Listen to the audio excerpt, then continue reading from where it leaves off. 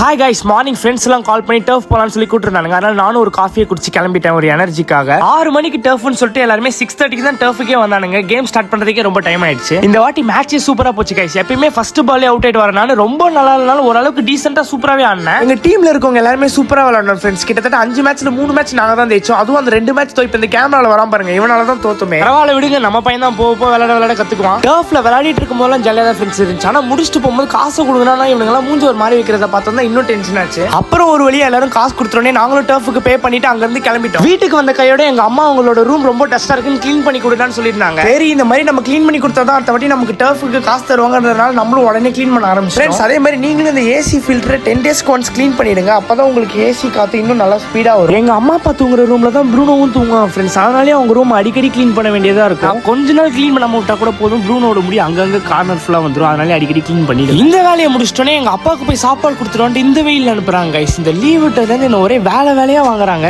இருந்தாலும் பரவாயில்ல ஃப்ரெண்ட்ஸ், ஃபர்ஸ்ட்லாம் பயங்கர சோம்பேறியா இருந்தேன்னா இப்பெல்லாம் சுறுசுறுப்பா ஏதோ ஒரு வேலை செஞ்சுக்கிட்டே இருக்கேன். இதனாலே டைம் ஸ்பீடா போயிடுது நமக்கு. எனக்குலாம் கொஞ்ச நேரம் வெயில் நின்னாலே கடுப்பான் ஃப்ரெண்ட்ஸ். பட் ஆனா இங்க இருக்கவங்கள வெயில் நின்று இவ்வளவு நேரம் வேலை செய்யறது உண்மையா செம்ம. அப்பாவுக்கு சாப்பாடு கொடுத்த கையோட நானும் வீட்டுக்கு வந்து சாப்பிட வந்துட்டேன். சாப்பிட்டு முடிச்சுட்டு நானும் ப்ரூனோ வாக்கிங் கூட்டு போயிட்டேன். ஓகே கைஸ், இந்த வீடியோ இதோட முடிச்சுக்கிறேன். அடுத்த ஒரு உங்களோட புது வீடியோல சந்திக்கிறேன். டாடா.